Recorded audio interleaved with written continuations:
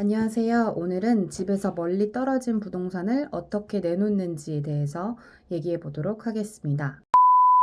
사실 살면서 부동산에 갈 일이 많이 없는 것 같아요. 그래도 이제 토지 경매나 아파트 경매, 공매를 하다 보면 부동산은 뗄래야 뗄 수 없는 관계인데요. 서울에 있으면서 지방에 있는 부동산들을 어떻게 매물로 내놓고 어떻게 거래를 했는지에 대해서 얘기해 보도록 하겠습니다.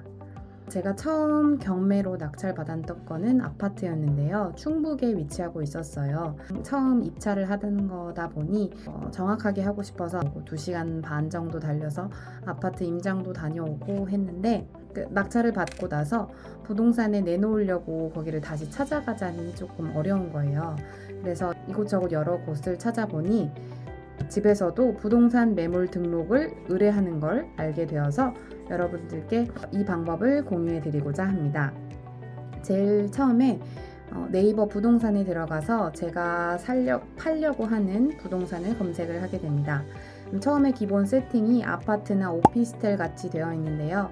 물론 아파트를 낙찰을 받았을 경우에는 이 세팅대로 가도 되지만 저는 이번에 토지로 낙찰을 받았고 토지를 매도하기 위해서 토지를 클릭했습니다.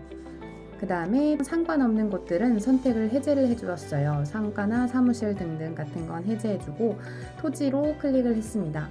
물론 부동산에서 토지만 다루는 부동산이나 아파트만 다루는 부동산 이렇게 나누어져 있는 건 아니지만 그래도 토지를 위주로 하는 부동산들에게 제 토지가 더 오픈이 되었으면 하는 바람이 있어서 토지 위주로 부동산을 선택을 하게 되었습니다. 토지를 선택을 하고 내가 매도하려는 곳으로 주소를 정확하게 옮겨보면 이 동네에 나와 있는 매물이 나와 있는데요.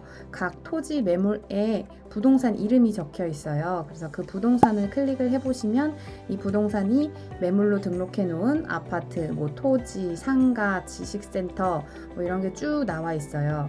그래서 이 부동산의 전화번호를 정리를 하게 됩니다. 물론 전화를 해도 되지만 문자로 매물 등록 의뢰를 할 거기 때문에 전화번호를 쭉 정리해 놓습니다. 여기서의 팁은 각 부동산마다 매물 건수가 많은 위주로 선택을 하게 되는데요.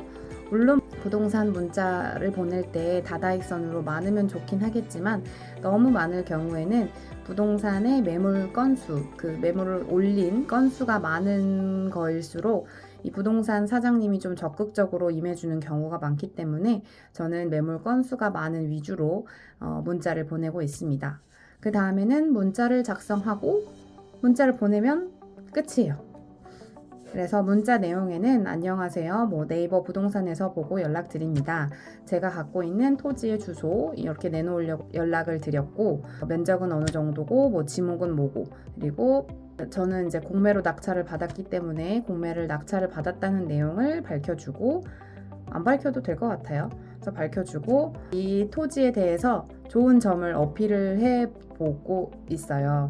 왜냐면 중개사분도 제 토지가 만약에 너무 별로여서 누구한테 팔아야 될지 모르겠어요 라고 하면 중개사분도 이 토지에 대한 매력이 없을 테니까 중개사분께서 그닥 매력적으로 안 느껴지는 점이라고 하더라도 저는 그걸 좀 매력적으로 써서 장점처럼 보이게 하면은 좋을 것 같아요.